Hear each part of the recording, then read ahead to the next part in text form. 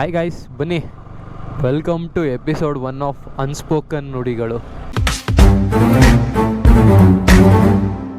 ಈ Valentine's day ಬಂದಿದ್ದೋ ನಮ್ಮ ಜನ ಮರುಳೋ ಜಾತ್ರೆ ಮರುಳೋ ಅನ್ನೋ ರೀತಿ ಹಿಂದೆ ಗೊತ್ತಿಲ್ಲದೆ ಮುಂದೆ ಗೊತ್ತಿಲ್ಲದೆ ಈ ಚಾಕ್ಲೇಟ್ ಡೇ, ಟೆಡ್ಡಿ ಡೇ, ಚೆಡ್ಡಿ ಡೇ, ಲವ್ ಡೇ ಅಂದ್ಕೊಂಡು ಸೆಲೆಬ್ರೇಟ್ನ ಮಾಡ್ತಾ ಇರ್ತಾರೆ.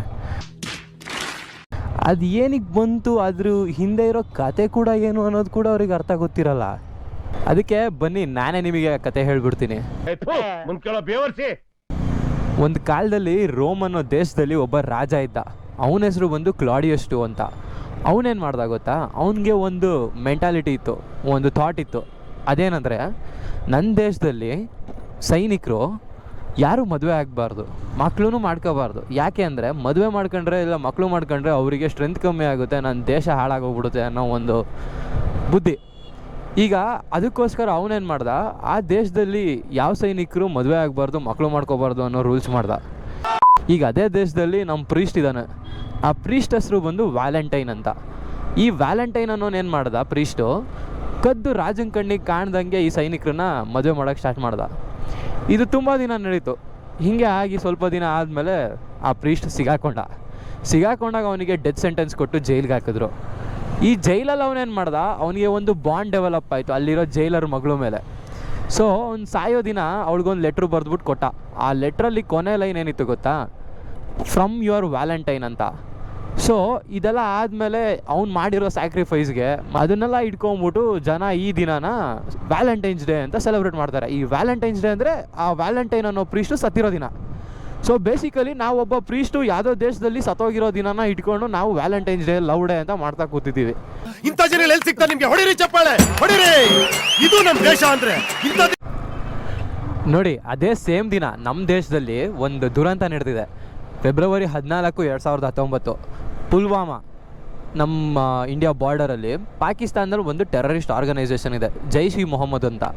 ಅವ್ರೇನು ಮಾಡಿದ್ರು, ಒಬ್ಬನ ಸೂಸೈಡ್ ಬಾಂಬರ್ ಆಗಿ ಕಳಿಸ್ಬಿಟ್ಟು ಒಬ್ಬರಲ್ಲ ಇಬ್ಬರಲ್ಲ ನಮ್ಮ ದೇಶದಲ್ಲಿ 40 ಜನ CRPF ಯೋಧರನ್ನ ನಾವು ಕಳ್ಕೊಂಡಿರೋ ದಿನ ಅದು. ಅಲ್ಲಿ ಸತ್ತೋಗಿರೋರು ಯಾರು ನಮಗೆ ರಿಲೇಟೆಡ್ ಅಲ್ಲ, ಬಟ್ ಅವ್ರಿಗೆ ಅವ್ರದ್ದೇ ಆದಂತಹ ಪರ್ಸ್ನಲ್ ಲೈಫ್ ಇರುತ್ತೆ. ಯಾವುದೋ ಒಂದು ತಾಯಿಗೆ ಅವನೊಬ್ಬ ಮಗ, ಯಾರೋ ಒಂದು ಹೆಂಡ್ತಿಗೆ ಅವನೊಬ್ಬ ಗಂಡ, ಯಾರೋ ಒಂದಿಷ್ಟು ಜನ ಮಕ್ಕಳಿಗೆ ಅವನೊಬ್ಬ ತಂದೆ. ಅವ್ನ ಪರ್ಸ್ನಲ್ ಲೈಫ್ನ ಅವ್ನು ಪಣಕ್ಕಿಟ್ಟು ನಮ್ಮ ಪರ್ಸ್ನಲ್ ಲೈಫ್ನ ನಾವು ಚೆನ್ನಾಗಿ ನಡೆಸಬೇಕು ಅಂತ ಅವ್ನ ಪ್ರಾಣನೇ ಪಣಕ್ಕಿಟ್ಟು ಹೋಗಿ ಅವ್ನ ಕೆಲಸ ಅವ್ನು ಮಾಡಿದ್ದಾನೆ. ಅದರಲ್ಲಿ ಅವ್ನ ಪ್ರಾಣನೂ ಅವ್ನು ಕಳ್ಕೊಂಡಿದ್ದಾನೆ. ಅಂಥ ದಿನ ನಾವು ಏನು ಮಾಡಬೇಕು? ಚೂರಾರು ರೆಸ್ಪೆಕ್ಟ್ನ ಕೊಡಬೇಕು ಅವರಿಗೆ. ಅದನ್ನು ಬಿಟ್ಟು ನಾವೇನು ಮಾಡ್ತಾಯಿದ್ದೀವಿ, ವ್ಯಾಲೆಂಟೈನ್ಸ್ ಡೇನ ಸೆಲೆಬ್ರೇಟ್ ಮಾಡ್ತಾಯಿದ್ದೀವಿ. ಹಾಗಂತ ವ್ಯಾಲೆಂಟೈನ್ಸ್ ಡೇ ನಾವು ಸೆಲೆಬ್ರೇಟ್ ಮಾಡೋದು ತಪ್ಪು ಅಂತ ನಾನು ಹೇಳ್ತಾ ಇಲ್ಲ. ಒಂದು ತಿಳ್ಕೊಳ್ಳಿ, ನಮ್ಮ ಮನೇಲಿ ಸಾವಾಗಿರೋ ದಿನ ಬಂದು ಯಾರೋ ಒಬ್ಬ ಬೇರೆ ಮನೆಯವನು ನಮ್ಮ ಮನೇಲಿ ಮದುವೆ ಆಗ್ತಿದೆ ಸ್ವಾಮಿ ಬನ್ನಿ ಆಚರಣೆ ಮಾಡೋಣ ಅಂದರೆ ನೀವು ಹೋಗಿ ಮಾಡ್ತೀರಾ? ಆದರೆ ನಮ್ಮ ಜನಕ್ಕೆ ಇದ್ಯಾವುದು ಬೇಕಾಗಿಲ್ಲ. ನಾನು ಅವಳಿಗೆ 10 ರೂಪಾಯಿ ಚಾಕ್ಲೇಟ್ ಕೊಡಿಸ್ದೆ, 20 ರೂಪಾಯಿ ಗುಲಾಬಿ ಕೊಡಿಸ್ದೆ, ಹೆಂಗೋ ಬಿದ್ಬಿಟ್ಲು, ಸಾಕು. ಈಗ ನೀವು ಹೇಳ್ಬೋದು, ಏನು ಗುರು ನಿನಗೇನು ಲವರ್ ಇದ್ದಾಳ, ಏನಿದ್ದಾಳೆ, ನಮ್ಮ ಫೀಲಿಂಗ್ಸ್ ನಮಗೆ ಗೊತ್ತು, ನೀನೇನೋ ಬಂದಿಲ್ಲ ಏನೋ ದೊಡ್ಡ ಪುಡುಂಗ್ ಥರ ಹೇಳ್ತಿದ್ಯಾ ಅಂತ. ನೋಡು ಗುರು, ನೀನು ಒಂದು ಹುಡುಗಿನ ಪ್ರೀತಿಸ್ತಿದ್ಯಾ, ಆ ಪ್ರೀತಿನ ನೀನು ಒಂದೇ ಒಂದು ದಿನದಲ್ಲಿ ಯಾವುದೇ ಕಾರಣಕ್ಕೂ ಅದನ್ನು ತೋರ್ಸೋಕ್ಕಾಗಲ್ಲ, ಅದನ್ನ ಎಕ್ಸ್ಪ್ರೆಸ್ ಕೂಡ ಮಾಡೋಕ್ಕಾಗಲ್ಲ. ಮಾಡ್ತಿದ್ಯಾ ಒಂದೇ ದಿನದಲ್ಲಿ, ಅದನ್ನು ನೀನು ಎಮೋಷನ್ಸ್ನ ನೀನು ತೋರಿಸ್ತಿದ್ಯಾ ಅಂದರೆ ಅದು ನೀನು ಮಾಡ್ತಿರೋದು ಪ್ರೀತಿ ಅಲ್ಲ, ತೋರಿಕೆಗೋಸ್ಕರ ಮಾಡೋ ಪ್ರೀತಿ ಆ ಸೆಕೆಂಡಿಗೆ ವರ್ಕ್ ಆಗ್ಬೋದು, ಲಾಂಗ್ ರನ್ನಲ್ಲಿ ಡೆಂಗ್ಸ್ಕೊಳ್ಳೋದು ಪ್ರೀತಿ ಒಂದೇ ಅಲ್ಲ. ನಾವು ಈ ವ್ಯಾಲೆಂಟೈನ್ಸ್ ಡೇನ ಪ್ರತಿ ವರ್ಷ ಯಾಕೆ ಒಂದು ಹುಡುಗ ಒಂದು ಹುಡುಗಿನ ಲವ್ ಮಾಡ್ತಿರೋದ್ರ ಬಗ್ಗೆನೇ ಆಗಲಿ, ಅಥವಾ ಒಂದು ಹುಡುಗಿ ಒಂದು ಹುಡುಗನ ಲವ್ ಮಾಡ್ತಿರೋ ಬಗ್ಗೆನೇ ಆಗಲಿ ಯಾಕೆ ಸೆಲೆಬ್ರೇಟ್ ಮಾಡಬೇಕು?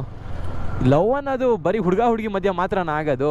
ನಾನು ನಮ್ಮ ಅಮ್ಮನ ಪ್ರೀತಿಸ್ತೀನಿ, ನಾನು ನಮ್ಮ ಅಪ್ಪನ ಪ್ರೀತಿಸ್ತೀನಿ, ಇದು ಯೋಚನೆ ಮಾಡೋವಂಥ ಟಾಪಿಕ್ಕೆ ತಾನೇ. ಸೊ ಹಾಗಿದ್ರೆ ಜಾಗರಣೆ ಮಾಡ್ಕೊಂಡು ಯೋಚನೆ ಮಾಡೋಣ. ಶಿವರಾತ್ರಿ ದಿನ ವ್ಯಾಲೆಂಟೈನ್ಸ್ ಡೇ ಮಾಡೋರು ಮಾಡ್ಕೊಳ್ಳಿ ವ್ಯಾಲೆಂಟೈನ್ಸ್ ಡೇನ. Boys celebrate February 14, legends celebrate Shivaratri. ನೀವು ಜನಗಳಿಗೋಸ್ಕರ ಬದುಕ್ತೀರಾ, ನಾನು ನನಗೋಸ್ಕರ ಬದುಕ್ತೀನಿ.